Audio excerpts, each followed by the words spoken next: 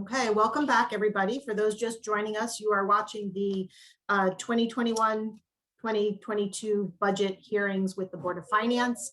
We're moving on to our 10:30 slot, and we're looking for Lynn Della Bianca, our Animal Control Officer, to get us started. Yes, I'm here. Hi, Lynn. Hello, everyone. Oh, there you go. Oh, sorry. That's okay. Lynn, you want to, we're starting on page 189 in the budget book for those following along. And Lynn's going to talk to us a little bit about her budgets, what she accomplished last year, what she hopes to accomplish this year, and then we'll talk about her numbers.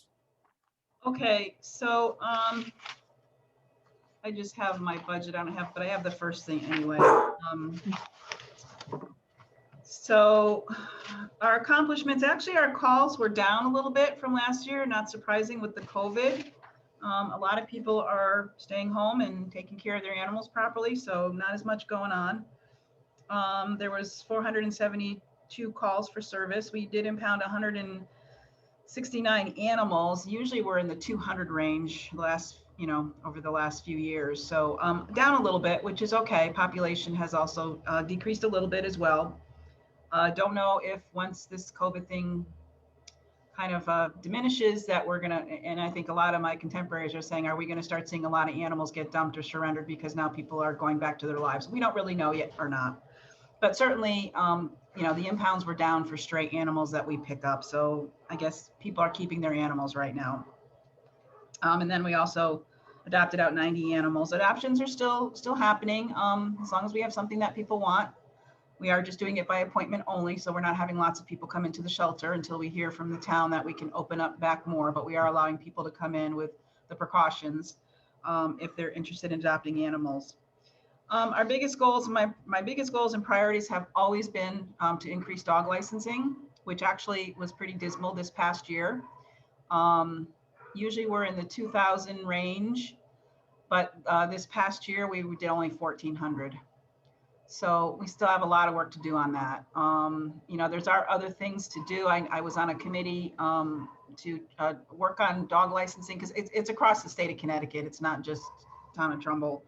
Across the state of Connecticut, the dog licensing is pretty dismal, and it's just one of these things that people just rarely do, or they'll do it. It's pretty much voluntary unless you make them do it. So we have, and every year I have people that I have to chase around, even though they know it, they still don't do it. So, there's other things that can be looked at, maybe doing it online. We had talked about that, kiosk, something else, particularly with younger people, because they're all about the computer now, that making it easier for some of these people to be able to do that might help with some of that, short of me knocking on every door in town, finding, unlicensed dogs, which can be kind of a waste of time. And usually in June or right after June, when we should maybe be doing that, is when that is our busier time as well. Our impounds go up, a lot of animals at the shelter, also a lot of services, calls for service and things like that. So I'm usually running around quite a bit as well, but just something I'm continuing to work on. As far as my budget goes, what we submitted to the first selectman's office, they did not change anything or take anything away. So I didn't ask for anything extra this year. And so nothing was diminished, so that's good. I do stay within my budget for the most part. The biggest things that I always kind of go through is my overtime. As I've explained in other meetings, I'm the only full-timer, so if my part-timers don't show up, I do have to come in. And even sometimes like on a Saturday or something, that's a whole day. So I usually do end up going over my overtime budget. If I do that, I'll either dip into the part-time budget because usually there's some money left in there, or I'll take comp time. And we do sometimes go over in our the professional, which includes our veterinary account. And again, that's really hard we've have up that in the past. But I also do have a dog fund that is all the receipts that we collect and money from adoptions and donations and things goes into a dog fund account that I am able to use for the medical stuff for animals. And then I also have TAG, my volunteer group, which will help out if I have something that really needs, pretty extensive or expensive surgery. They're usually very willing to help out with that. So So we make it work. I never really go over my budget, but it's nice to be able to have what I have. Just a side note, the only thing I would like to do at some point someday, it's been on my mind for years, is possibly doing some type of sound abatement in the kennel. There are various things, basically putting up some type of sound barriers on the walls, maybe the ceiling, to kind of cut down on the noise. When the kennel's full, and we're not even a big kennel, we've got 11 runs and two quarantine rooms, but if it's full of animals, it's pretty noisy back there, obviously for the animals, for staff working in there every day, and also even for members of the public coming in. So that's something, I don't really know exactly how much it would be. I did mention it to George Estrada about, maybe looking into that, and differently than other places, like the police department did something in their indoor range, but we would need something that would be more covered, not just a foam thing that's stuck on the walls. We'd have to have something that's more covered. So that's probably the only thing I really at this point would like to look into sometime. And again, we could probably use our funds from what I have in the budget, some of the budget, and then what I might have in this other dog fund. So that's kind of all I have. If there's any questions, I'll be happy to answer. Yeah, I see two hands up. I do have one question before we go to Michael Barker and Christine. Do you have an idea of what it would cost you to do your licensing online, or how that would work? I don't. I actually pulled up something because there's a Facebook group for the Connecticut Animal Control Association, and interestingly, there was something that somebody posted recently if some towns were doing it online, and there are some towns doing it online. Part of the problem is every town and their town clerks has a different computer program. So it's hard to get everybody together, but I looked up Tolland today, and Tolland's a pretty small community up in the northeast corner. So I would imagine if they're able to do it, we could do it too. But there are several towns. There's maybe 3, 6, about 8 other towns in Connecticut that are doing online. And basically it's just, you would click onto the town clerks. It has something about the dog licensing, and then it has renew your dog license online, and you click into another link. And basically what they're doing is you're using a credit or debit card, and you click on the link. It does say though that this is for license renewals only. So somebody that has a new dog that they're licensing, they would still have to go into the town clerk's office, or even us. I've been doing them as well too when we're around. First time licenses must be obtained in person or by mail. And you do have to have a valid rabies vaccination online. They do charge a convenience fee of $1.75, which is charged per the license. I imagine because it's online and they have to send the tag out, that might be covering postage. There's a couple other different ways as far as licensing. I know in my town, I don't live in Trumbull, but in my town, they do renewals, they email as well. And the town clerk several years ago, the former town clerk stopped sending out a little postcard renewal. So we've tried putting signs up around to get people to remember that it's dog licensing month. But some towns are also capturing emails and sending out an email. Again, more computer stuff for people. They kind of like that. So I don't know exactly what program they're using, but it is a link onto their town clerk's office. They are charging a little bit of a surcharge. And then I guess what they're doing is mailing out the dog licenses to the people after they've applied for it online. Okay, I will definitely ask when the town clerk comes for her budget thing to see whether that fits in their system or something that we could do. Michael Barker. Thanks very much, Madam Chair. Ms. Della Bianca, thank you for this report. I wanted to ask a little more about this dog fund, just because I hadn't noticed it last year or something. Can you just talk about how that works? Is it, I mean, for other folks on the call, is it like the lunch fund where money comes in and you're able to spend it just internally on these health expenses, and where is that recorded? Yeah, this is a state statute that was set up many, many years ago. So all the funds that Animal Control Office gets, whether it be our redemptions, if we have to quarantine a dog, any money that's coming in, any of the receipts that come in, donations, goes into the especially dedicated dog fund. And basically that fund can be used, it is by state statute, it does have to be used on shelter animals, It can be used for renovations, for medical bills, for supplies, for animal control. Generally, mostly what I've been using is for, aside from a couple times we dipped into it was when we did the renovation and expansion here at the shelter. We did use some of that money because it was a renovation to the shelter. Also, we did a few things over the years ago, redoing the floors and things like that. And then sometimes if I go over the budget on my medical, I'll dip into that fund. Otherwise, a lot of what I've been using it for is, I do have a program to spay and neuter feral cats. Feral cats are a big problem in a lot of towns and cities, and they can overrun and they can be a problem. Plus, if a large number gets together, there's sickness and illness. So we've been basically, if someone says, hey, I've got a cat, I see some kittens out there, it's a feral cat, we trap the kittens. Usually we can socialize them to make them adoptable, and they're adopted out. And then the mothers, or if we get males, will be spayed and neutered. And as long as I get permission from the people to return them, we return them. They're not adoptable animals, but we're stopping the spread of them continuing to breed and with the illnesses and things like that.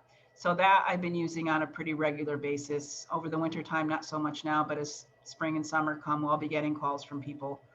And so we use that money, but there is quite a bit in that fund. That was the follow-up question, is do we have a sense of how much is in the fund generally? And I think I understood from the way that you responded, but just for clarity, do you have the executive authority by yourself to spend money out of that fund?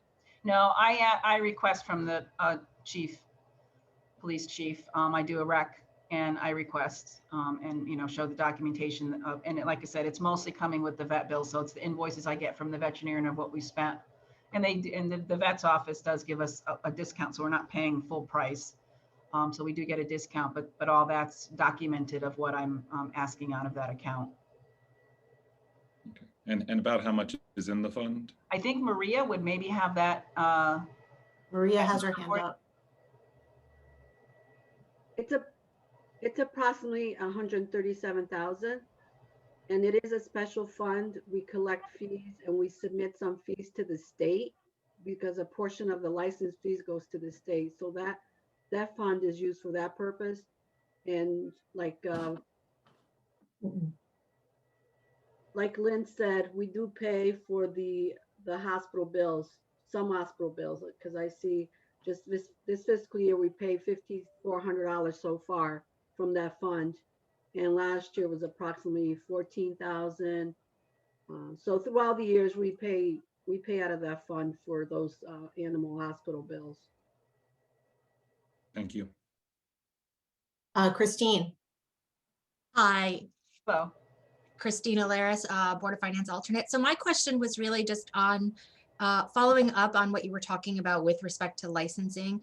Yes. Do you have any sense of your run rate on renewals for dog licenses? Me as a dog owner, I've lived in town for 20 years. I've had a dog for all but maybe 9 months of that time. And there's probably 2 years where I may have neglected renewing a license. I'll admit that now. I'll write you a check if you'd like.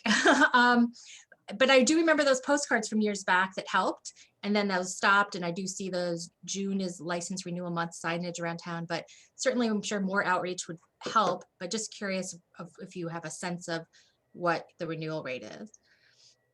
Well, as I said, over the years, I haven't had it recently, but I always check towards the end of the year when I get the full printout of what we've sold. We were probably even maybe, geez, this is from 07, 08, it was 2000. I think it probably increased a little bit. I honestly don't think I've ever been over maybe 2,200 licenses. Now, doing this formula that we've used for calculating how many animals you would have in your community as far as for disaster relief, there is kind of a formula. And I estimate, based on the number of households, based on the population, there's probably about 6,000 dogs in town. Wow. So it's really a dismal thing. And like I said, a lot of towns are faced with this because honestly, dog licensing, if people do it and feel, okay, I have to do, this is my duty and do it, that's great. But so many people don't, or I'm chasing them around every year. It's like I might find them during the year, get them to license. And then next June comes around and they're like, oh, but I did it. No, you did it for last year. It's renewable every year. And also I think too, June is just a bad month. I mean, aside from what's been going on this last year, June is a month schools are getting out, vacations are starting, a lot of events are happening. People don't, they just don't think about it. And then all of a sudden June is over with, and now it's into July and August and all that. And like I said, every time we go on calls, obviously we're looking for that and we're asking for people to have dog licenses. I would rather not write tickets. I would rather just people license their dogs. So we usually give them a warning to get it done. Do a lot of those people do that? Some of them probably don't. I mean, a lot of people in the scheme of things don't think dog licensing is all that important. So it's just a matter of us being more diligent. The state over the years, and I don't think a lot of towns do it, some do, requests, usually they send something out in September about doing a neighborhood survey. So what they expect is the ACOs to actually go out and knock on people's doors looking for unlicensed dogs.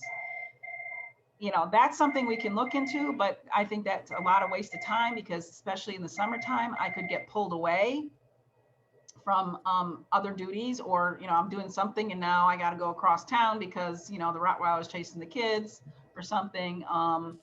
And a lot of people, maybe not so much now because they're home, but a lot of people were working during the day. So yeah, I could knock on the door and find out that hear a dog barking inside. But am I going to get that? Then I post notice, and then it's just follow up. So it always seems like summertime is our busier time. A lot of times when I can get to delinquent dog licenses, it might be in November. And then then it's like, okay, well now you got Christmas coming, but you still got to license your dog. So I think the committee that I was on, we were looking at ways to make it easier for people. And it does seem like computer stuff seems to be the way a lot of people are going. They want to do something on their phone. They want to do it. And that can make some sense if we can look into something like that as well to help out. Lynn, there's a couple more hands up before we move on. I just want to ask, have you thought about doing a multi-year license versus a one-year license, so that, do you take the average lifespan of, dog, maybe 5 years for a license, so you could do it in one shot? Would we have better a buy-in that way? Have you looked at things like that? If you don't have that, if you want to chew on that for a little bit and get back to us, that's fine. I'll send it in follow-up. Yeah. I also see Marty, Elaine, and Mark have questions. Okay, just quickly, the dog licensing is state statute, so it's yearly. So there's nothing an individual town can do to say we're going to make a 3 or 4 year license or 10-year license or one-time license. It basically is state statute, so you'd have to go to the legislation to change that. So that's what we're looking at. And again, even the month, it's June. That's when it is. So I wonder if that's something that they would even consider. That's for efficiency. Possibly. I mean, I think some other states have done something where it might be a one-time license or something like that, and that might make sense. I couldn't help. This is Marty Isaac. I couldn't help myself. I saw in your report you impounded a total of 169 animals. Yes. I wonder if you could tell us the story of how you impounded the goldfish.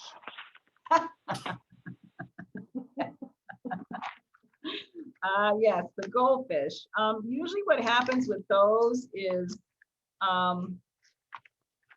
we get somebody that might have abandoned it or something. I'm trying to think of where that one came from. But usually it's okay. I thought it might be top of mind. That would have stayed top of mind for me for a while. On a more serious, it wasn't running loose, I can tell you that. On a more serious, because I just don't know the answer to this. So what happens to these impounded animals that are not adopted? Is it the worst as I fear, or is there a better, happier ending? Well, unfortunately, there is some euthanasia that does happen here. It generally happens to animals that are either really, really sickly. Like say we pick up a cat hit by a car and it's just, it's alive, but it's really in bad shape. And it might be a feral or something. Certainly any animals that we deem that are possibly not adoptable. We do sometimes, and particularly with the dogs, we do sometimes get certain dogs that are not going to be safe to put back out into the community. We do work with some rescues, but unfortunately there are some dogs that come in and, I, as the animal control officer, have the responsibility of determining, if we can safely place them back out into the community. And sometimes we just cannot do that. Is there a time limit that that you work off of? There really isn't. I do try and limit it. I feel like if I've had a dog in here, particularly a dog, in here for a year. And you also have to be very conscious of that. A lot of the animals, particularly the dogs, will deteriorate in a kennel situation. They're in a cage. They do get out several times a day. We're very good. We have volunteers that walk them and everything, but they're still not in a home situation. And when the kennel, people go out there and they all start barking, and again, that noise and everything, they get what we call kennel stress. And that is, we can feed them, we can keep them healthy, but mentally, if they're not a sound animal, that's going to be very hard to adopt that animal out. Okay, So, thank you. Thank you for letting me know. Sure. Elaine? Yeah, I just have a very quick question. I wanted to, and I think you said it, but I didn't hear it go by. The license fees for licensing the dogs, does that money go into that special fund? Part of that does. We get part of it. The state of Connecticut Animal Control Division gets part of it, and I think the town clerk gets a little bit of it. So because the town clerks are the ones that are ordering the tags and the paperwork and doing the processing. I also can sell. The town clerk has given me permission to sell licenses here. And it's very convenient if I have somebody come in, they're redeeming their dog, they don't have a license, instead of telling them now, okay, now you got to go someplace else. As long as they can prove to me and I can verify that the dog is currently vaccinated, I will sell them a license now. I do the same thing when I'm on the road. Okay. If I'm out on a call, so we can collect that money as well. But yeah, it's kind of split between 3 different things, although we and also the state get the majority of it. Okay, because I heard Maria say that she pays the state funds out of it, so I was trying to figure out if they went in there. And I think your idea about getting emails and being able to do it online might really, you won't have an email unless it's somebody who's previously registered the dog, but at least that's the trigger to remind them to do it. And Right. I don't know how you do the outreach to get the new ones. That's an interesting trick when you think from what you're saying, only about 30–40% are registered. But I assume the annual is because annually they have to prove rabies vaccine? They do, yeah, because a dog's rabies shot might expire during that year. So when they go to renew the following year, they do have to show that the animal now, and most of the time, if it's an adult dog, it's going to be a 3-year shot. So some of it can just be, okay, they already have it in the computer that this dog is still currently vaccinated. So boom, it's just getting the license. If they have to show proof that the dog was revaccinated, then they have to, I tell people, make a copy of it. And honestly, it's pretty easy to do it by mail. I used to go to my town clerk and do it, but this past year they said, because we're closing, we're doing it by mail.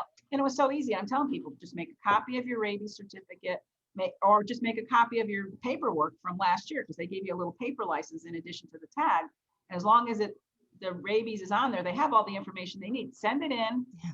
And, include a self-addressed stamped envelope, and you'll get it back. And for me, it was like, wow, I didn't even have to take a day off to go license my dog. It was much easier. So it's just getting people to do it.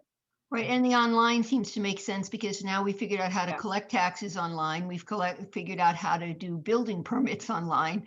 Kind of seems like this one's a lot easier than a building permit.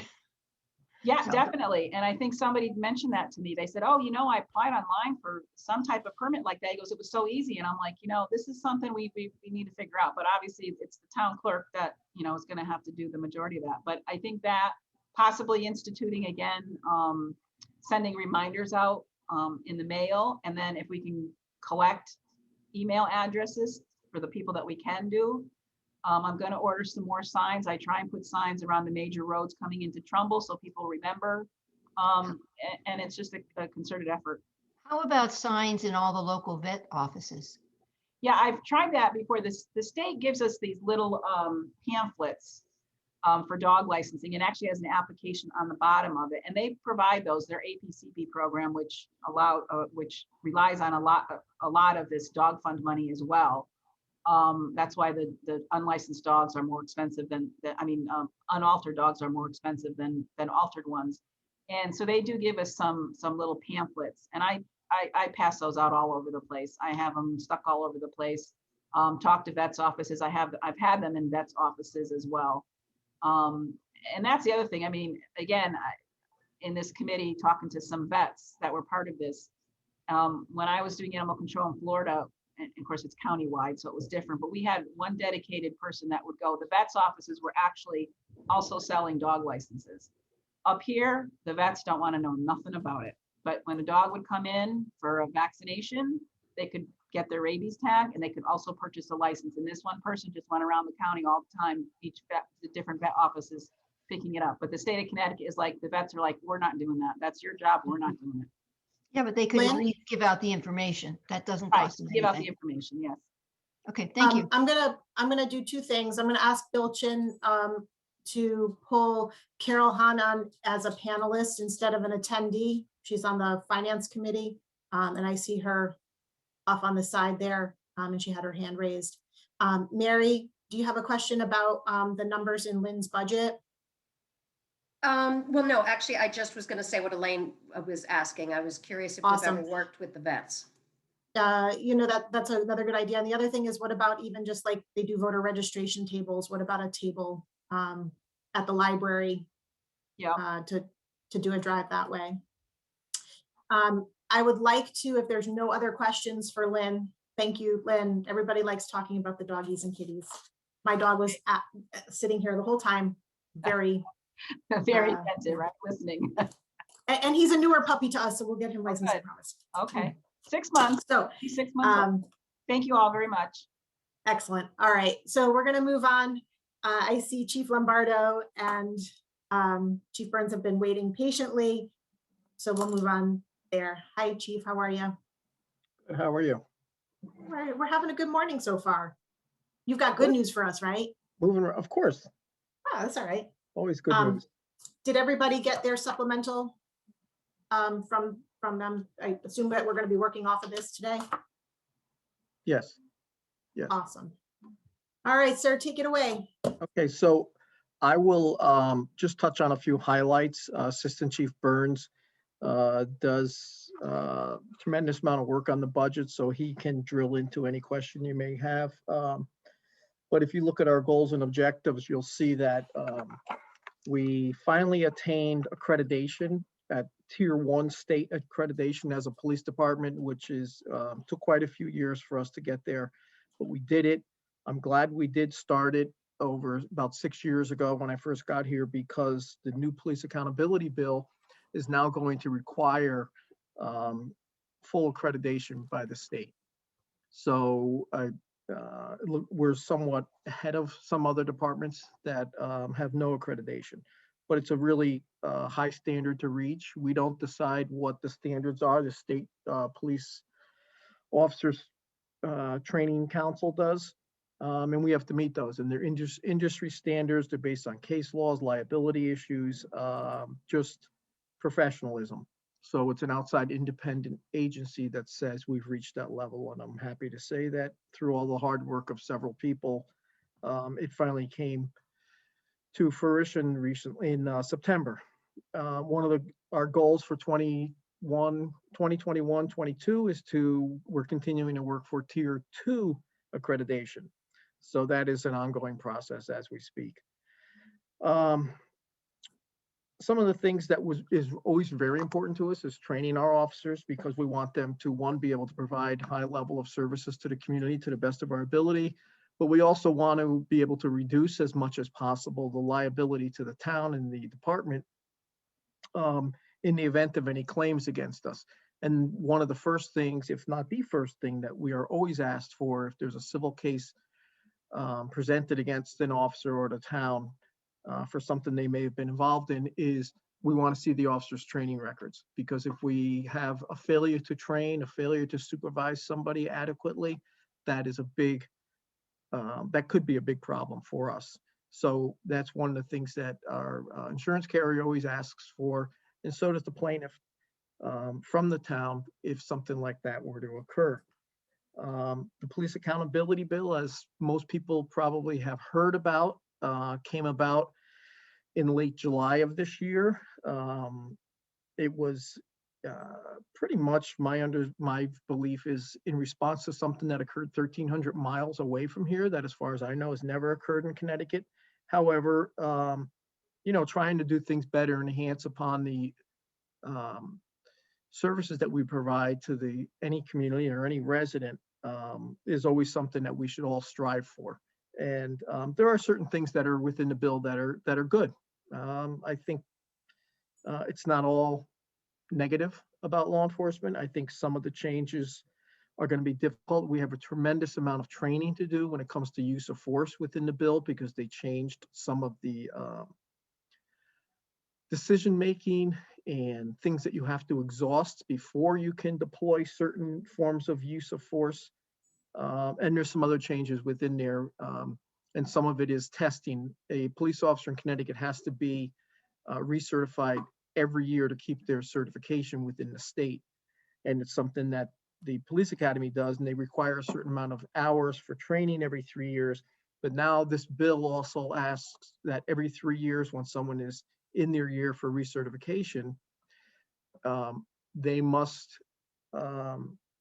there's a urinalysis test done for drugs and steroids to see if there's anything that might be in their system. Every 5 years, every officer in every department, top to bottom, also has to have a psychological, I'm going to say examination for lack of better words, to make sure that there aren't underlying issues that we should be dealing with, and that basically the person is, fit for duty, really, in a sense. There are certain things that are covered that a therapist has to look at and go over with to make that determination. So those are things that affect the town budget because they're unfunded mandates that we have to do. So the assistant chief can drill into that a little bit further and talk about that when we talk about our in-service training account. We've continued to attract and hire minority police officers pretty regularly. We have a Sikh police officer who I believe is the first in the state of Connecticut that we hired about 7 or 8 months ago. He's completed his academy training. He's now in field training.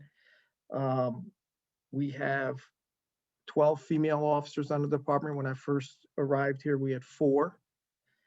One of the goals I would like to have for this year is, if we're able to, within budget restraints, is have a citizen police academy. Trumbull's never had one.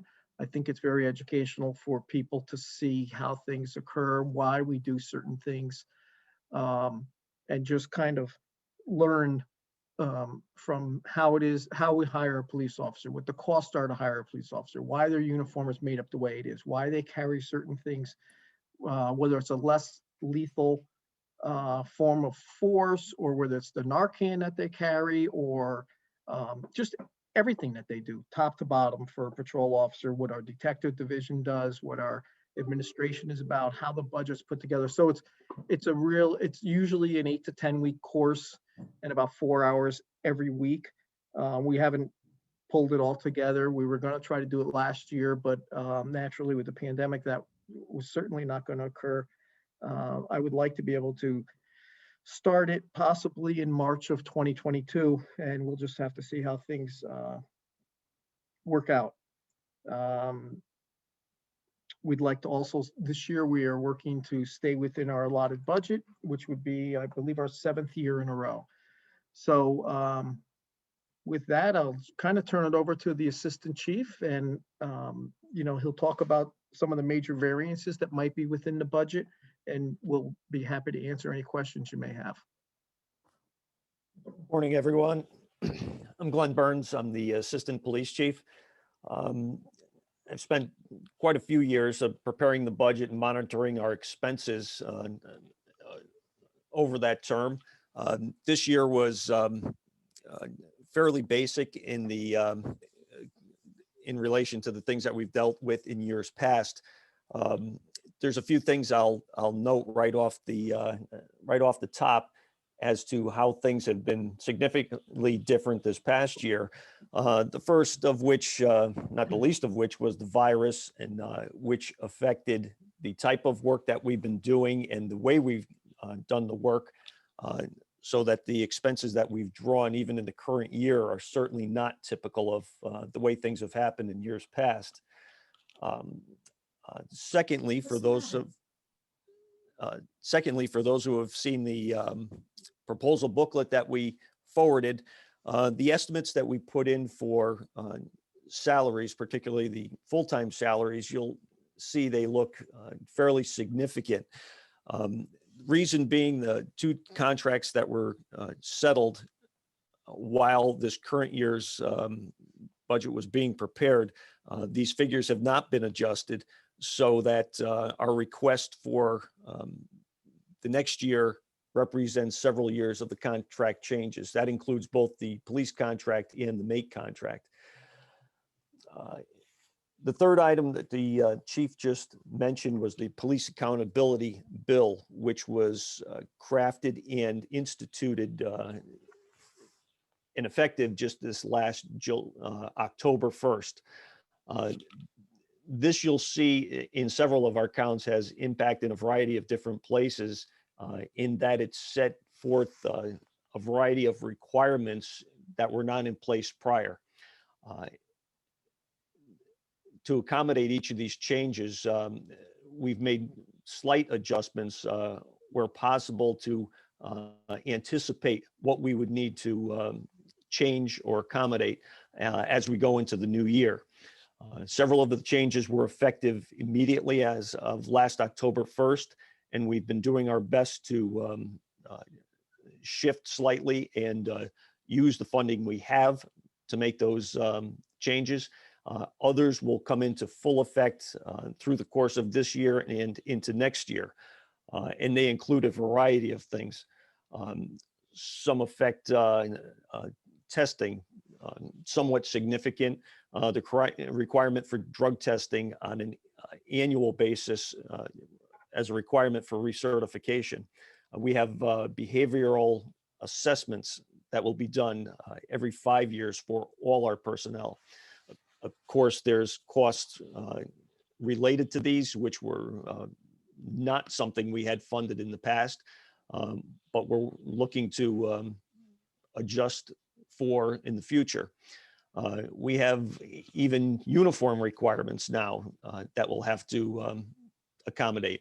The requirement for cameras in a variety of different places, both body cameras and vehicle cameras, even beyond what we already provided. And for a variety of different topics, we have training needs. And there's a list of requirements as to what those include. So each of those were included in many of the accounts that we have and will be working to adjust to those as we move forward. Otherwise, it's been it's a rather basic proposal that we've put forth here. We're pleased with the result that's come from the First Selectman's office with very little adjustments. But overall, we're pleased where we stand right now. And we're confident that we could live within these limits that we've been given. Rather than step through every account, I'd be happy to take questions or some guidance of what you'd like to hear specifically. Thank you. So just so everybody else can follow along to compare to what the First Selectman's recommending, we're on page 165 in the big budget book. The other thing is there's been a request from some of the town council members for the supplemental information that you provided to the Board of Finance. Is that possible for you to have copies for the town council? Certainly, I could. Yeah. And you don't have to do anything other than have them sent to town hall. I think that'll be fine. And we can make sure they get out from there. But we do appreciate you sending them to us directly. I see a couple of hands. I'm going to let people ask questions, and then we can follow along to any specific areas that you want to point out to us. Marty? Thank you. First of all, I thought the prep for this was really outstanding. I really appreciate receiving that budget proposal book that you did and made it a lot easier to understand everything. So thank you very much for doing that. Sure. Just a couple quick questions. In the other budget book where it shows kind of activity indicators, a question with regard to the motor vehicle stops were down substantially and 911 calls were up. Was that, were the motor vehicle stops, was that driven by COVID or was there some sort of policy change? Chief, would you like to address it? Sure, mostly COVID. Okay. You know, there was a lot of that, and speaking with other police departments, it was pretty much the same across the board, across the state. Thank you. Quickly, congratulations on the accreditation. I was under the understanding a year or so ago that if you got that, potentially there would be some offset on liability insurance. Did that come to play out, or is it not a significant number with regard to that? So I'm not sure what the answer to that is. I do know that we did speak during one of our department head meetings, and I believe the director of finance was going to look into that. So I really don't know what the answer to that is. Okay, so maybe we'll keep that as a follow-up. Two other quick questions. I saw the first selectman had made an adjustment on what you were requesting for holiday pay. I totally get first selectman suggestions on a lot of things, but that struck me as just a math problem. So I don't understand, if we have a certain number of officers that are entitled to a certain amount of holiday pay, I didn't understand how that could be taken reduced. Am I correct on that? Is that pure math, or is there something else going on there? Well, there's another part to it, is the shortage we have within the department. So we're authorized for 82 officers right now. We have 70, we're down 6 officers. So we won't be paying them holiday pay until we fill those positions. And then even the rate of that pay will be less, because if you started brand new, you're making less than a senior officer. So that's part of what drives that. I'm not sure, Assistant Chief Burns, if there anything else that pushes that also. Yeah, I did my best to make the estimates based on current rates that we were paying, and with the adjustments for the raises that would occur over a few years. And that's why the figure of 28.4 was included for each of the 13 holidays. So really, it's my best estimate that I have. I would defer to somebody in the finance department who actually enters those figures to make it more accurate. So I guess, Laney, what I'd like is just follow up is to just make sure we understand if we're comfortable moving from 369 to 350, good. It did strike me as a math problem and not a negotiation per se. And then finally, with regard to salaries overall, I think you said it, but I need to understand it again. It seemed like we had a bunch of salaries that got stacked up over years of negotiations that put a bunch of these raises through. I thought I was reading that it was 2% raises, but for 3 years, somehow we're playing catch up this year. Is that correct? And can you help me understand why that happened, that we have so many different contracts that are stacked up? I didn't quite understand that piece. We had, our personnel is included in 2 unions, the police union for all our officers, and the mate union for our 10 full-time and civilian employees. Both of those contracts expired with the fiscal year 19. With prolonged negotiations, there was the original tentative settlement came about approximately 1 year ago during the course of the current year's budget preparation. The salary lines were not adjusted at the time. The agreement with the police department included raises of 2%, 2.25%, and 2.25% as we bring it into the 2022 year. And the mate union included 2%, 2.25%, and another 2%. None of those were reflected in the current year. Therefore, my estimates from our last year, which held from the prior year, and my estimates going forward for the coming year appear to be 3 years of the increases I just stated. I see. Thank you. And Maria, is there anything to add from your perspective on that? Are you aligned with all of that? And that makes sense from your perspective as well? Salary projections are done by finance based on the union contract, and if they have step increases. And if you remember last year, we put the money in contingency. So that's why it's not in their salaries, and it looks like it's a large increase, because for fiscal year 2021, we'll be transferring from contingency the portion of 2 years of salaries. Got it. Okay, thank you very much. That's all my questions. Thank you very much.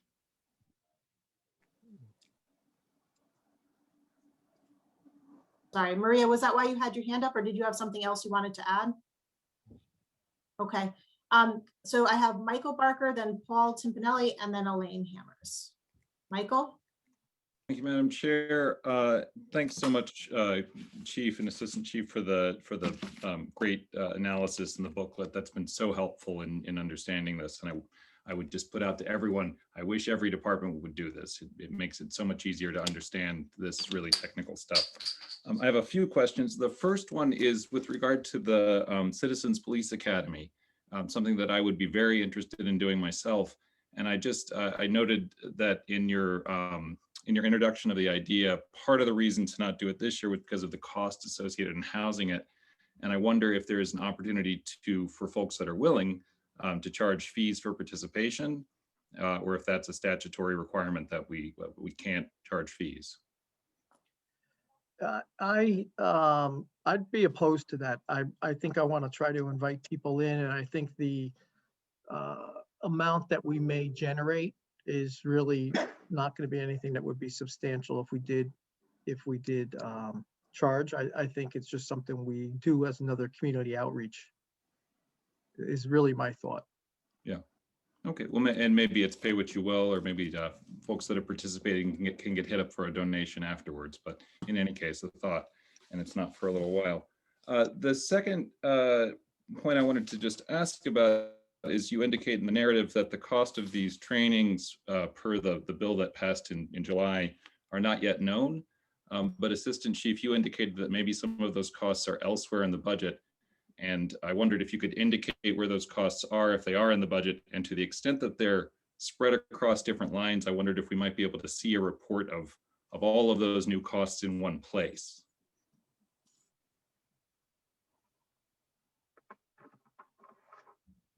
Well, yes, we have I have a tracking that we're using internally for the variety of requirements that were introduced by this bill.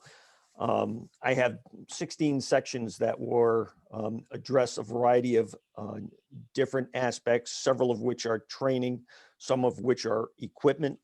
For example, the cameras that I mentioned. Others are for testing. So they are inserted in a variety of places. Perhaps we could walk through the accounts as I look at them. One of them, of course, would be our training accounts for that includes all the categories that we normally address. This Sorry, includes, Assistant Chief, as you walk through, could Yes. you just indicate where you are in the document? okay, let me put, Thank you.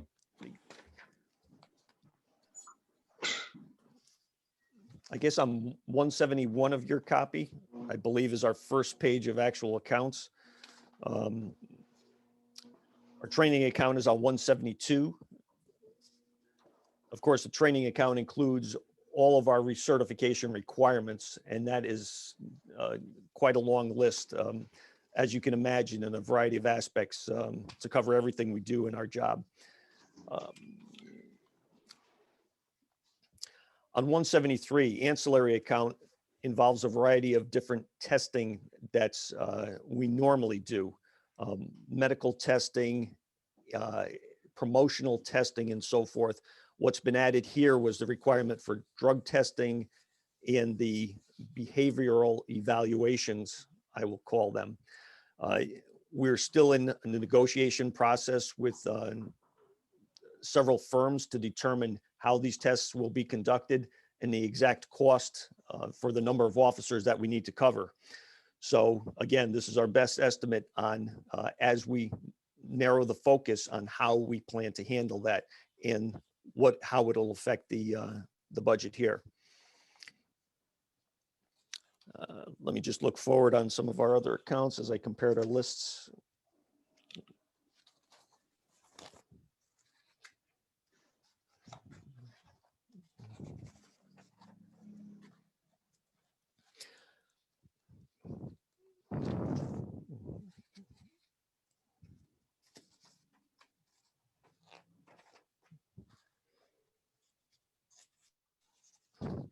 While you're looking for that, I think that it is something that I'll send along with our follow-up questions, just to have you give us just a running list of what those training and things. So we'll have it in one place to be able to look at it. That might be clearer for the That might be easier. I guess all I was seeing was that $15,000, $10,000 for drug and psychological evaluation testing, and then an additional $5,000 in training. So if there's more money needed, I think that the sort of the implication in the narrative is that this is an enormous additional burden and unfunded mandate. And I just want to make sure that there's enough money and resources available to carry it out. So if we don't know, in the absence of knowing what it'll cost, I would prefer in that case for it to be over budgeted rather than under budgeted, just so that we're not coming back for a supplemental to try to figure out something that's a statutory requirement. And then the final question I had was, again, in the narrative about clarification. On page 19 of your supplemental, right at the bottom of the page, there's an indication that the diminished pool of hiring for officers is as a result of, I'll quote, the negative view of policing that has been inaccurately portrayed in the media. And last year, when we talked about the diminished pool, it was primarily talked about as a result of our compensation. And so I'm wondering, one, has that changed? And to the extent that you can elaborate on that statement as to evidence that you have that these portrayals in the media are causing a diminished pool, I'd like to hear about that. Thank you. We've had a variety of reasons that our personnel have been impacted and the applicant pool has diminished. And this is a collection of information that we've collected from candidates, applicants, and even current employees who have also moved on, retired, or transferred to other departments along the way.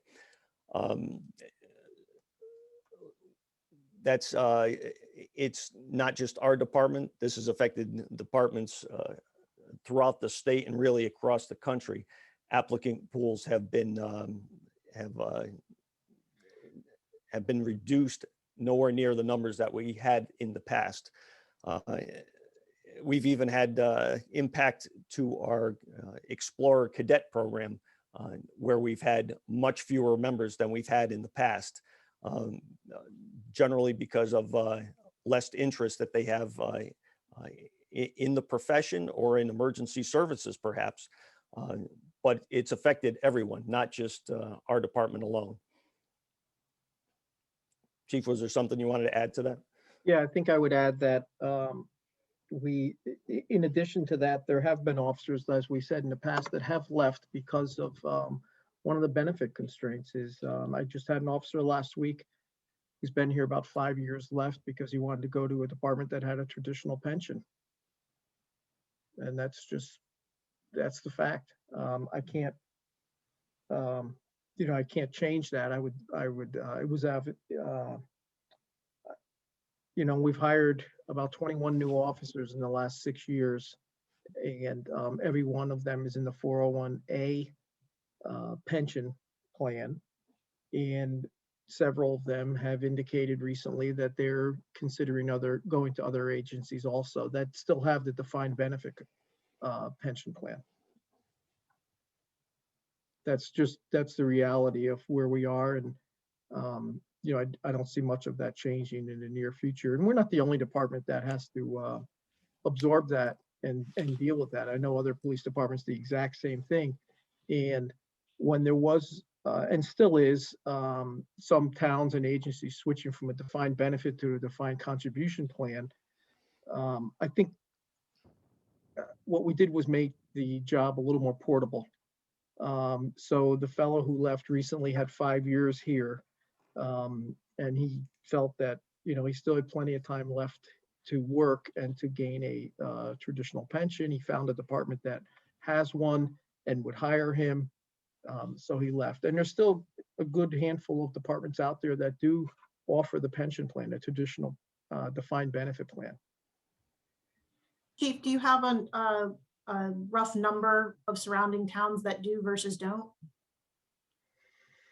I can rattle off a bunch of names. I know Stanford does, Darien does, Norwalk does, Fairfield does, Monroe does, Shelton does, Easton does. I'm just trying to think. Stratford So does comparable not. places to Trumbull. I beg your pardon? Comparable places to Trumbull. Well, the departments that I just mentioned, I know that do. Bridgeport does. Stratford does not. They switched from a traditional pension plan to a 401A plan. I'm not certain about some of the other departments, but those are all within our region. So just to summarize and just to try to understand, I guess what I'm hearing is that it's actually, this is an issue with a lot of causes, some which are financial and benefits based, some which we're somehow chalking up to media reports. And I want to point that out explicitly because it's stated here in your narrative as though it's the only reason. And I just think it would be useful, particularly if we're coming before the Board of Finance, where our concern is what we can spend money on to fix it, to identify those as well. So thank you. Well, I think it was diminished in the past because of the pension, like I just mentioned, but I think the wording says diminished significantly is that it increased because of some of the negative publicity relating to law enforcement. I think it just got larger from maybe 2 years ago. So I think that's why the word would be great if that was written in the way that you just put it. That would be a different statement than was made in the narrative. That's all. I see Elaine has her hand up and then Vinny. Okay, good morning, sirs. I have a couple questions, and some of it might just be mathematical calculations, but Glenn, you said that you're comfortable with the amount you've been given. And I'm looking at full-time salaries and trying to reconcile the $310,000 reduction. And I get that 3 are positions for turnover, which I think is around 186,000. And 1 is reducing the new officer for half a year. So I get up to 201,000. I'm at a loss for the reduction of the other 100 and roughly 9,000. Can someone, maybe even just Maria, help me?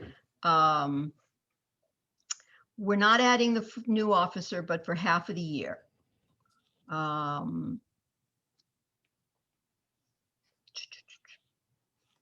But then there's a comment about add 1 new officer partially funded through the grant. Assuming that the salaries in the request, and it lines up with the personnel list, were $8,064,922.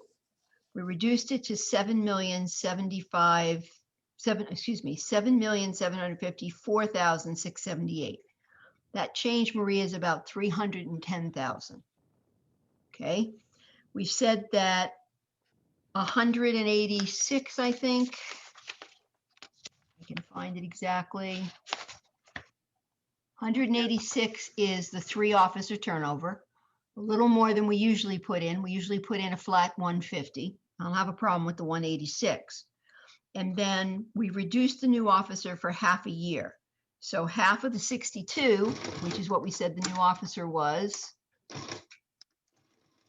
brings us to 31,000. So 31,000 plus the 186 gives me 217. There are 4 vacancies. We allow for that in the turnover, that the vacancies are not going to be filled right away. So you want to take the vacancies out from the beginning of the fiscal year, and we have no idea what's going to be filled. That's the point of that turnover reduction. We have always reduced the vacancies by half because it takes a while to fill the positions. And the turnover has also to do with the fact that there will be some retirements and Right. there will be savings. I understand the turnover because I'm the one that put it in 30 years ago. I get why we do that, and I have no problem with it. And Glenn is laughing because he was here when I did it. And actually Ponzio and I. What I don't understand is the additional reductions. So I've got almost another roughly 90,000, 93,000. Where are we getting that from? Again, it's half of the 4 vacancies, so 31 times 4. There's a grant that we're funding for 35,000, so that's an add-on. And then the 196, like I said. Okay. Turnover, I understand what you're saying. You're saying the turnover, you're attributing to the fact that we're not filling those vacancies for a Right. while. I feel like we're taking the turnover twice. And so even if we are correct, and then what you are assuming then is a shortage of 7 for half of the 4 turnovers is 2, I guess, plus the 3, there's a shortage of 5 for the whole year. So we're budgeting 82 and we'll be lucky to have 77 or hopefully 77, or these numbers won't work out, or for some part of the year. Having done that, and if you accept that that's the proper reduction in salary, which I don't necessarily do, but let's start with if we do, then we have further reduced overtime, and we continually know that if we do not have those 7 officers, then the existing ones will be covering it in overtime. So I get taking it out of one, I'm confused taking it out of both. They always had vacancies, and the overtime, I know the chief has been controlling the overtime, and the average has been 830. The highest was 835 in 2019. And I Okay. know they always have vacancies. Okay, well, I guess the chief has done a great job of controlling overtime. I hope that continues, because I think taking both is a bit risky. But he has to spend what he has to spend because he has to have those officers on the road. So if it doesn't work out, I guess he's back in front of us looking for a supplemental. The next line I have a question about, Marty asked my question about the holiday on program supplies. We keep saying we've reduced it, historical usage. My question on that and on cleaning supplies, are we using less supplies because of COVID? And would we not need more cleaning supplies because of COVID? I know that we have gotten money from the state, which has come from the feds for our COVID problem, but do we believe this money is going to keep coming for the next year, roughly year and a half? Because they were looking for $8,000 in cleaning supplies and we gave them 6,000, which is pretty significant. If we say we're based on historical usage, have we not been charging some of their usage off to our special COVID account? And the same thing with program supplies. Which exactly do we think they're going to use less of? And has COVID kept them from doing certain things? I know that some of the cleaning done this year, obviously it was, was COVID related, and that has been segregated and part of FEMA reimbursement. We did not consider in any of these budgets, assuming COVID was still in place. So, and we just look at historical, basically. Aside from this year, we looked at historical, and they haven't been that high. Well, if we all want to believe our government, by May, everyone's going to be vaccinated, and this problem is going to start to go away. And at some point, they're going to stop reimbursing us for something, unless they're just going to keep the printing presses rolling. In which case, we're all going to be clobbered. But Glenn, you had an answer. You were starting. Yeah, I just wanted to add to that my reasoning for the increase. As you said, cleaning supply. Yes, we did get cleaning supplies from a variety of sources this year, in addition to our own. But I anticipated that we may have to take on the added burden going into next year, and therefore the increase that I included there. As far as program supplies, because this account covers a variety of different programs within our department for a variety of different needs. I was trying to keep that more consistent at 41 up to 42 for my request. And I'm really just restoring to where it was a year ago. rather than any significant increase. That was really to restore it from previous level. We have been rather conservative with what we've been purchasing from the account, understanding we have needs in different areas. So again, I anticipate resuming normal activity and the normal request of where those expenses would be at the 42. Okay. I was also looking at seminars and conferences. I know you asked for 8, you were given 5. Last year we did 7. Historical usage. I guess my question again is part of this issue that COVID has canceled the courses these people might be taking? Would they be taking them by Zoom, which is the way everybody seems to be doing things? And is the fact that we are starting to have a newer and probably younger group needing and wanting more training? Well, yes and Under no. seminars? Yes, it's this particular account that you're looking at. There's 2 different kinds of training that are involved here.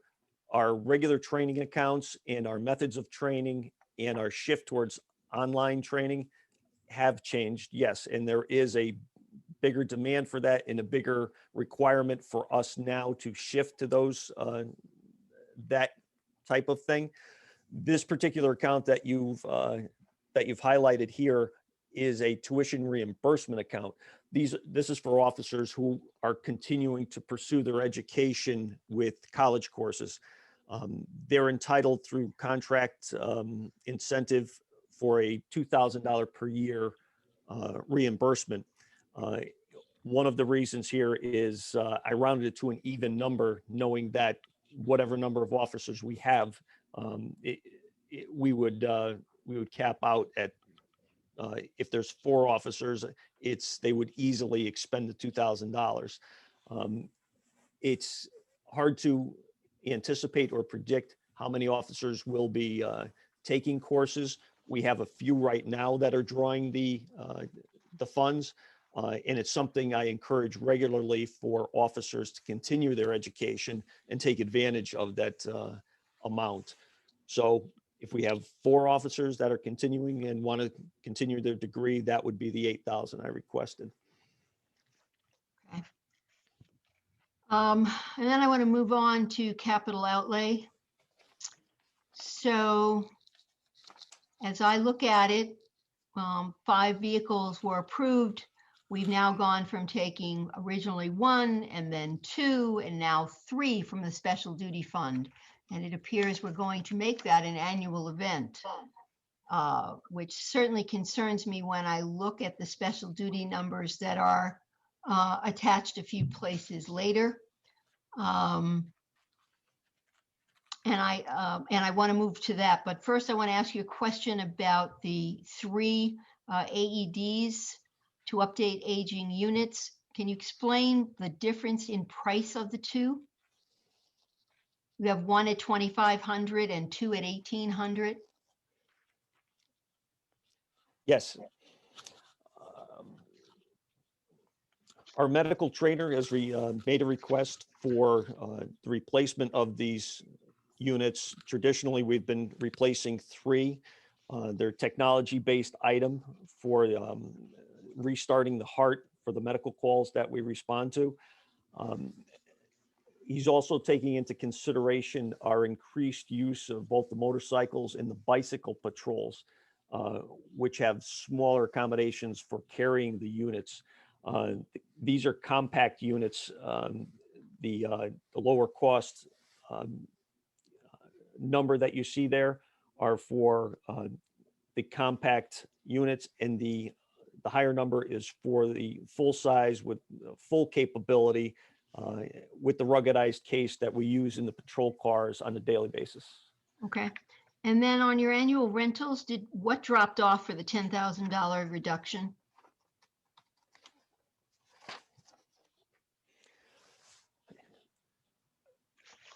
Just last year, we had a change in the use of our automated fingerprint scanning device.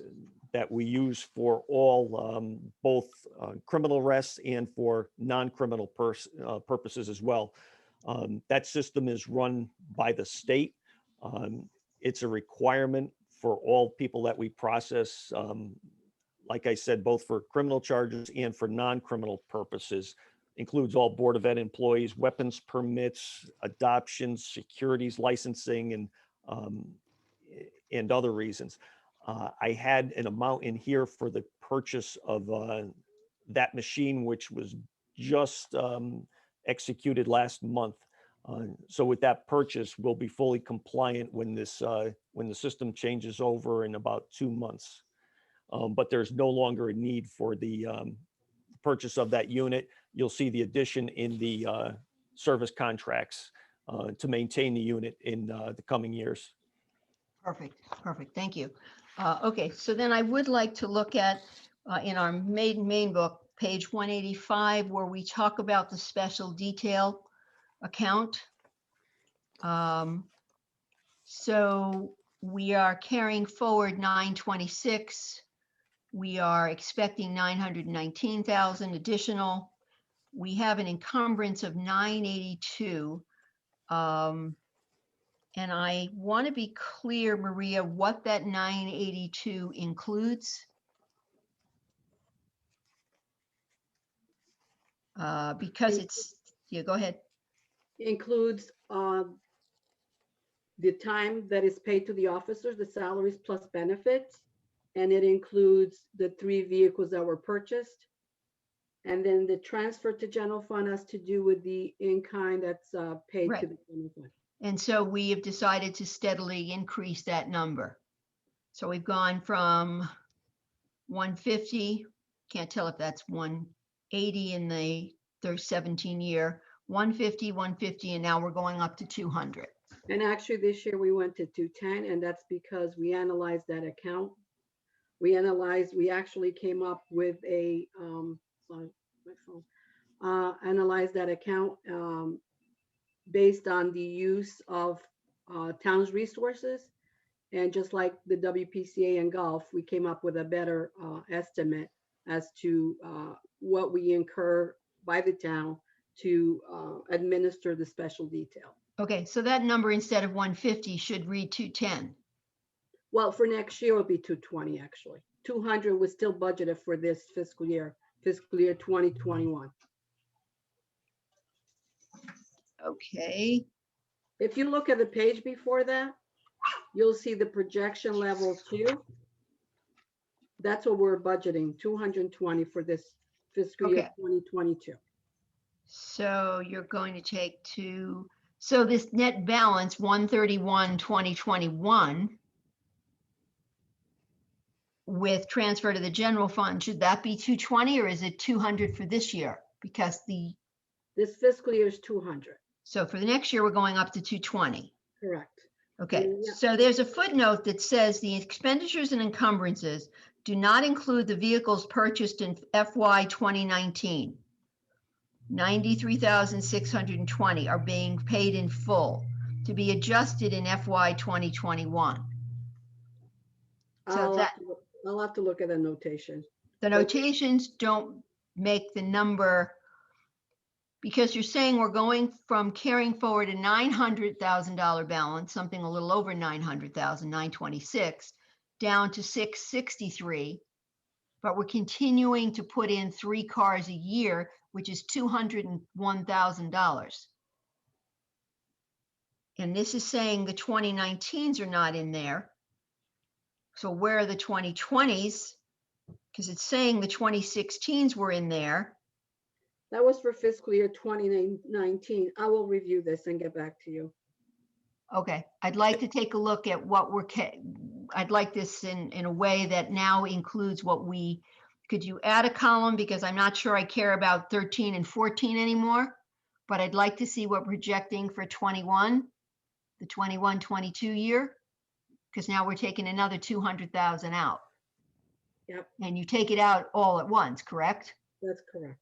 So I'd like to see the 21, 22 come out and the 2021 and see what it looks like we'd have at the end of this fiscal year.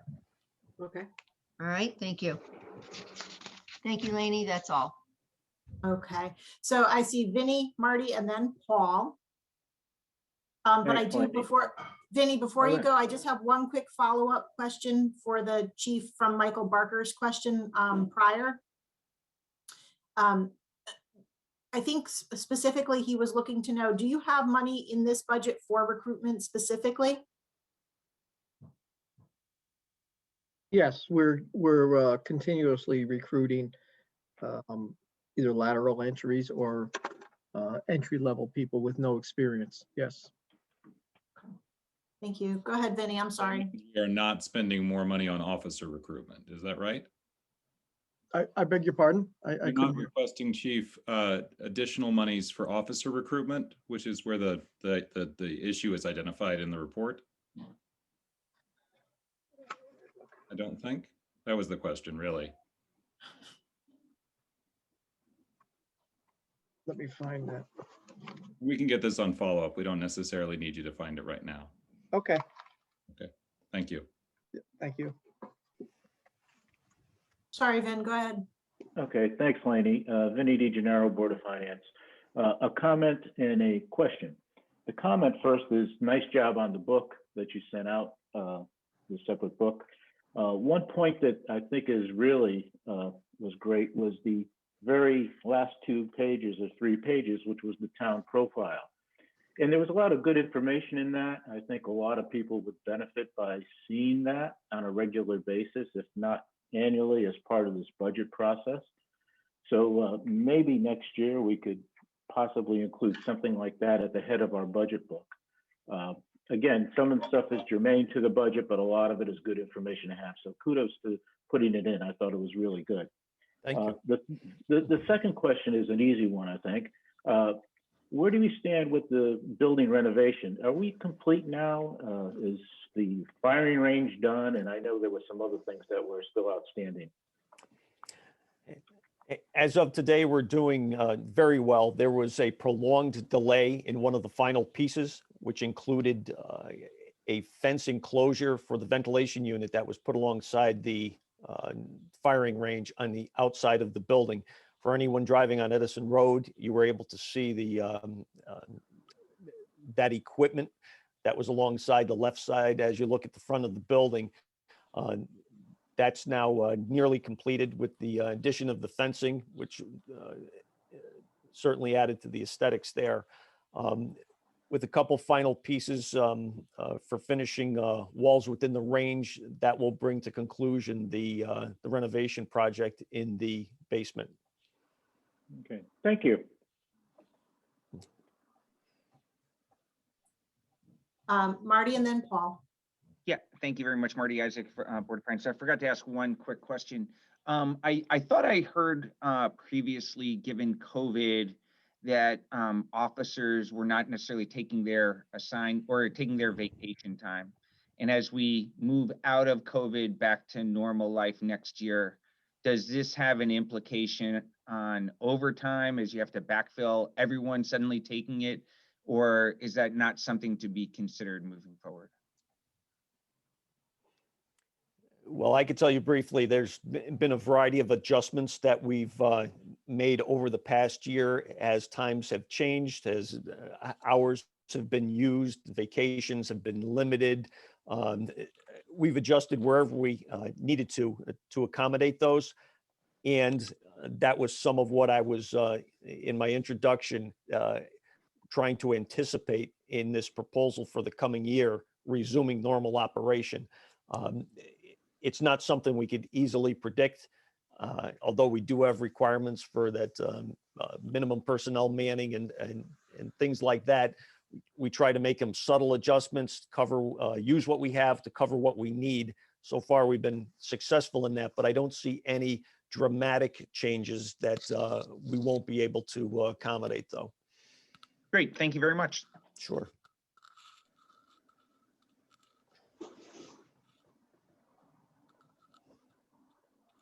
Paul?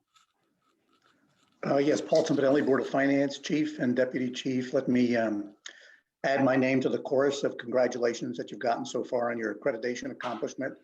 a job well done, and we're quite proud of you. I frankly was somewhat surprised to learn that we were not previously accredited based upon what I know about the quality of our department. So thank you for enabling that to happen. Going back to the Citizen Police Academy, and you may frankly have already answered this question. If you have, I apologize for not hearing it. But do you have an overall guesstimate as to what the cost of the planning and creation and implementation of that program might be during the fiscal year? What will it cost us to do that? I know you haven't requested it for this upcoming year, but I'm just curious as to what you have determined the cost might be.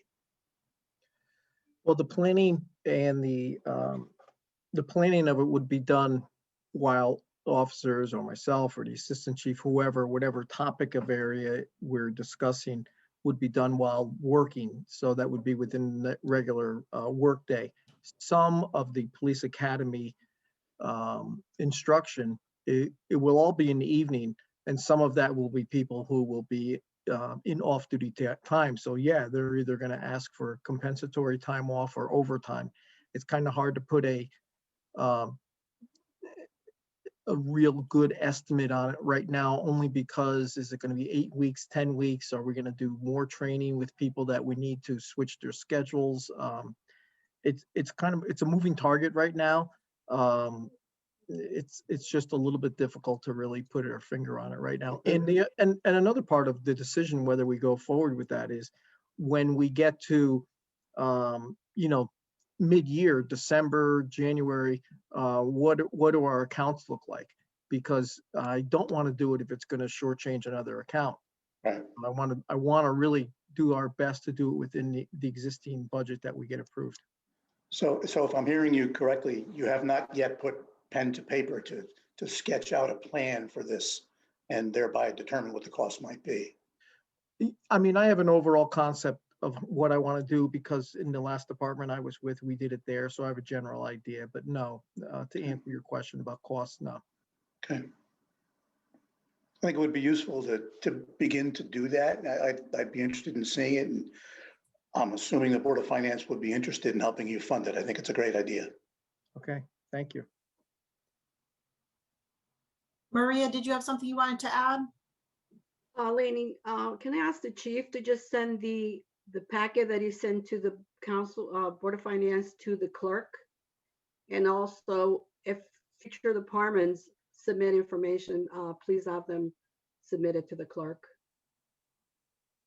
She didn't get it. She didn't get the package, and I did get one when we met with the chief, but I'm not sure if it changed since then. Okay. Yeah, we'll make sure then that the information will be updated and passed along. Mark Mascola. Yeah, hey, Mark Mascola, Board of Finance, Chief and Deputy Chief, thanks so much. You should be commended. Tremendous group of officers you've had.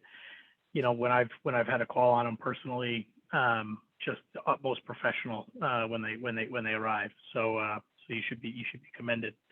Just a quick question. You know, I didn't really see it in here, and maybe it's my own ignorance, but in terms of the use of technology, you know, to kind of aid in the policing of the town and the security of the town, you know, what are the plans around, you know, trying to do that, whether it's cameras or, you know, some of the other, you know, you guys are probably smarter about it than I am, but some of the other technological advances that are out there and being able to use that within the town as we move forward.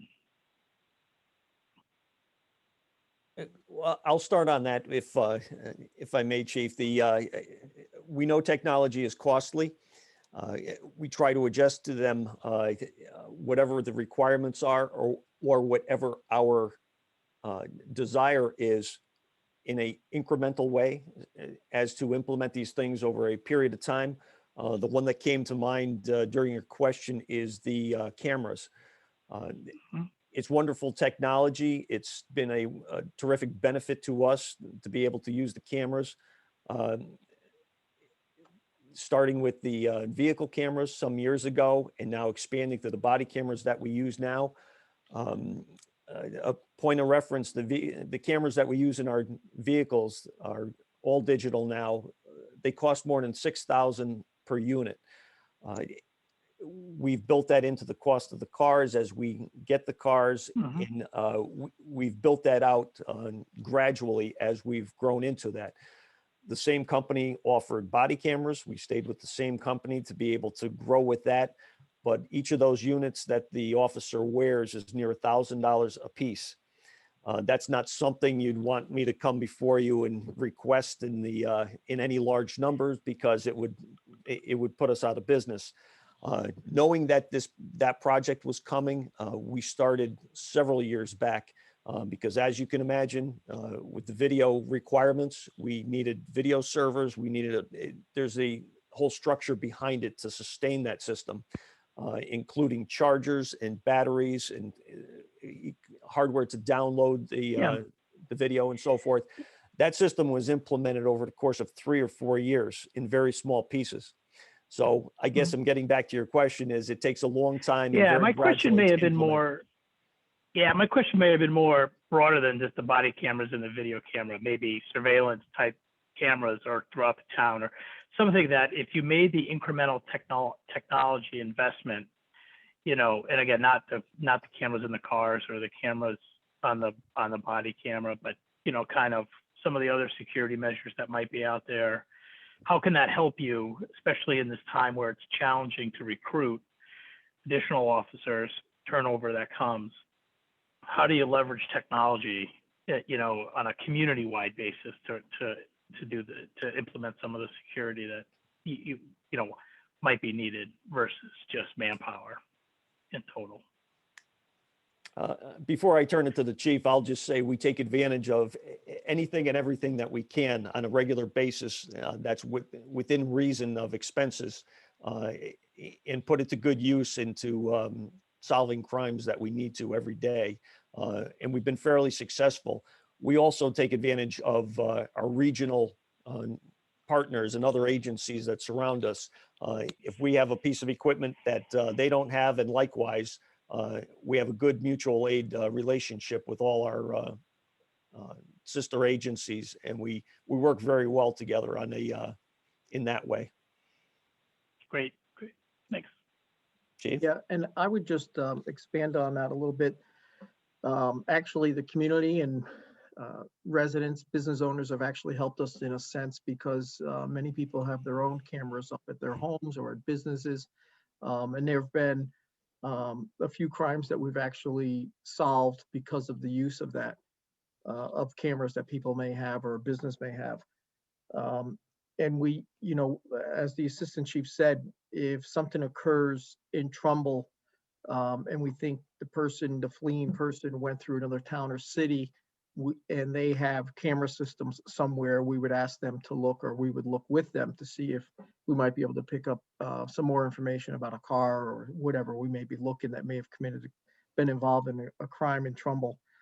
I don't think, you know, technology is just going to continue to grow. I think more every day than it ever did. So we try to take advantage of that. We try to get grants for that. We do have camera systems at public places in town, without getting into details about where they might be for obvious reasons. And we continually look to expand upon that. It's just another way for us to be able to help solve things that occur, crime. Yeah, just something to think about as we go forward into the longer term plan, right? You know, and how you balance, you know, the challenge with recruiting and turnover with, you know, with the ability to be more efficient around technology and the use of technology and for future budgets, really. So that's it. Thanks. Okay. Elaine?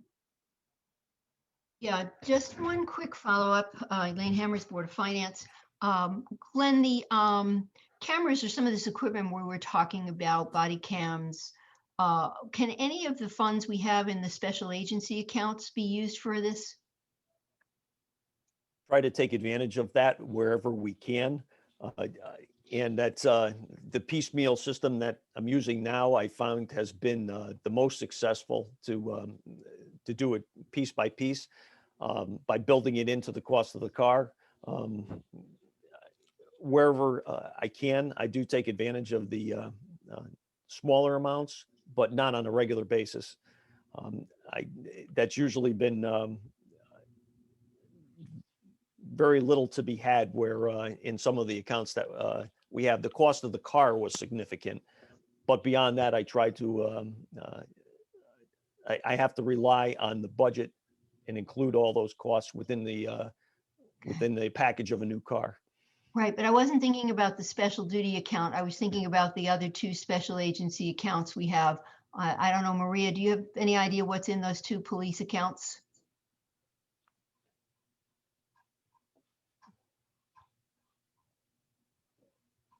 Still on mute, Maria.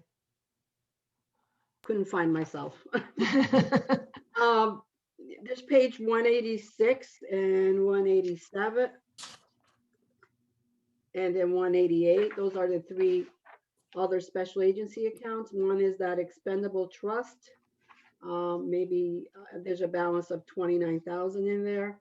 The seized property and forfeiture is 65,000. I don't think they could use it for that, but maybe Glenn knows better. And then the youth program, $28,000. Right, the expendable trust says that we used 188,000 That's correct. on salaries and overtime. Yes. Okay, I guess I had been under the idea that these expendable trusts had specific items, like when we bought armor, body armor and that sort of stuff. Or at one point I thought we were able to buy, when we switched guns, new guns out of it. I didn't think we were spending salary. So this salary is, I could probably look into what kind of salary this was for, unless Glenn knows off the top of his head. I'm not familiar with that account. I don't know that answer. I knew we had one that was seized property. And then I thought we had one that was special grants.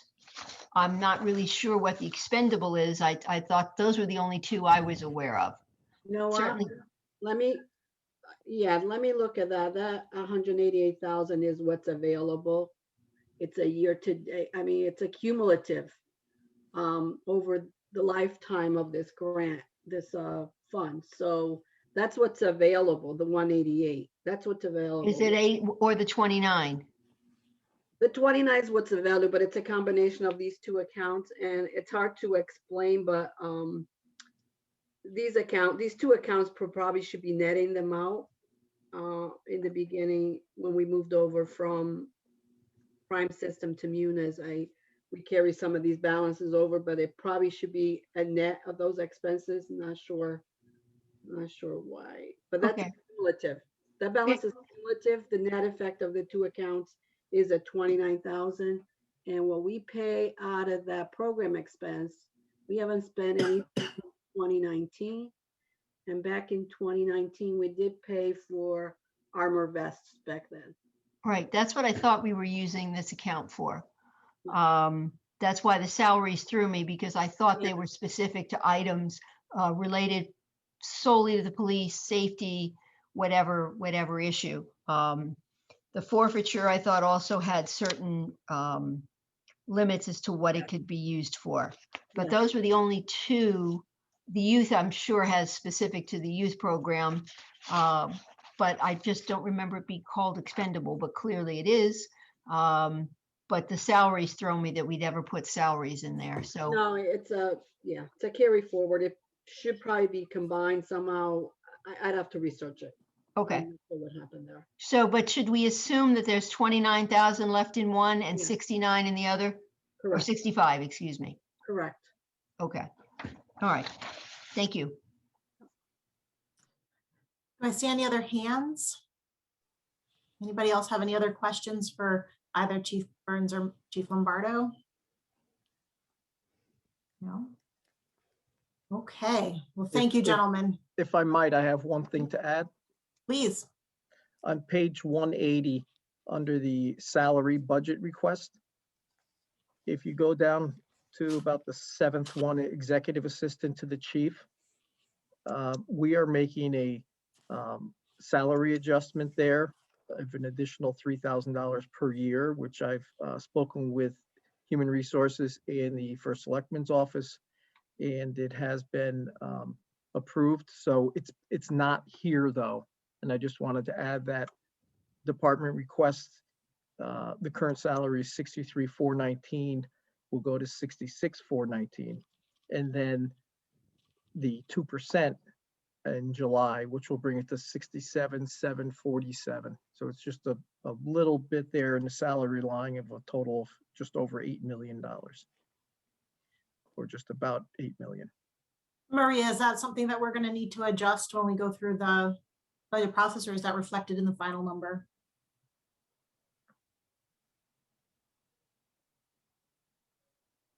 Yes, it will need to be adjusted. We'll give you the total. Okay.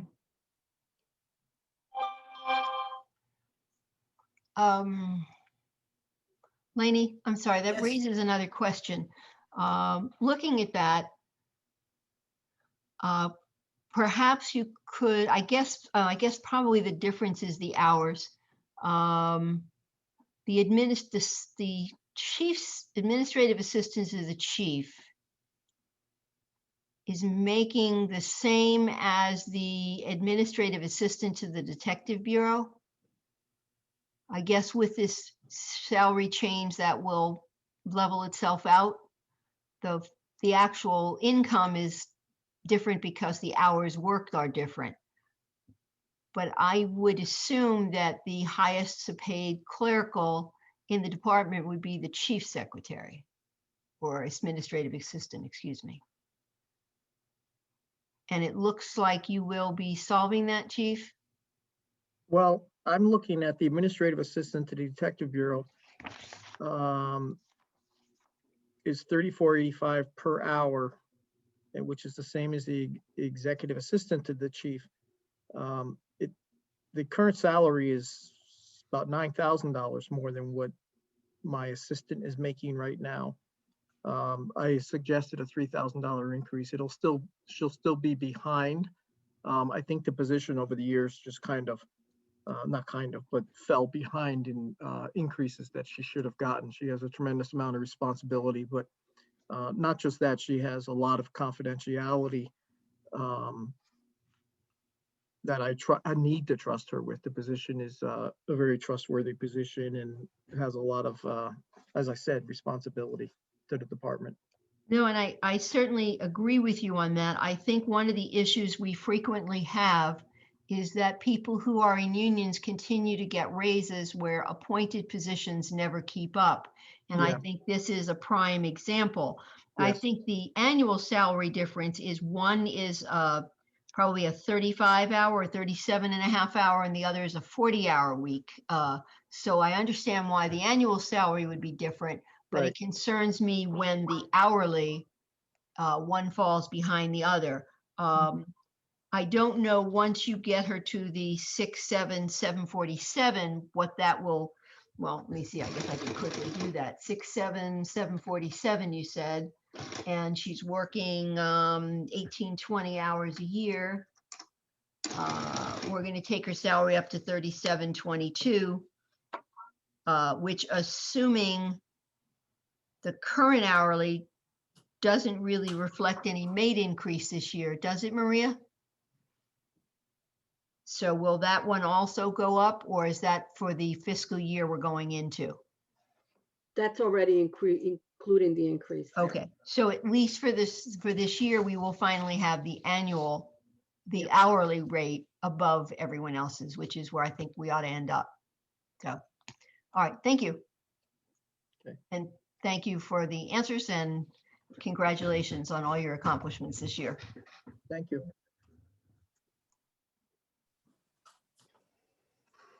Anybody else?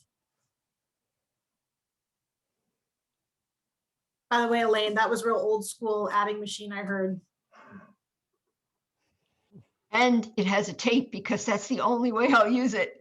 I heard the tape roll. Yeah, I was going to say, I did was you run just the like, tape? wow, I haven't heard that sound in a long time. And I'm teased about it constantly, and I will never go away from it because I can That was check my awesome. numbers. Okay, I'm gonna add the admin salary to our list of follow-ups just because I was a little confused there. I want to make sure that we address that, if you're going to bump the salary, that we're doing it correctly. It's not a huge dollar amount, but it sounds like it makes a big difference. I do have a question about that salary though. Why is it an hourly position and not salary? She's not in the union. That position is an appointment by the chief. So she's not a union employee, so she doesn't have the same protections or benefits in some cases. She doesn't get, as we just discussed, she doesn't get the salary increase that Right, normally. but she's paid as an hourly employee? Yes. Your question more goes to HR and the definition under the labor laws of what constitutes exempt versus non-exempt. Gotcha. Okay, I will put that in my follow-up just to make sure I understand that and that she or he is paid accordingly. Anybody else have any other questions for the police department while they're here with us? And if not, I can send along stuff in follow-up. I have to tell you that I think this was the easiest morning we've had in our budget hearings. Thank you, everybody, for doing that. I think now we get to take a little break until 1 o'clock. That gives you about 45 minutes to stretch your legs, move around, have some lunch. No pizza, sorry guys. And then we'll be back for 1 o'clock with Megan Murphy and our emergency management department. Bill, you'll take us off Facebook Live, or Kate, if you're around. And we'll see everybody back at 1 o'clock.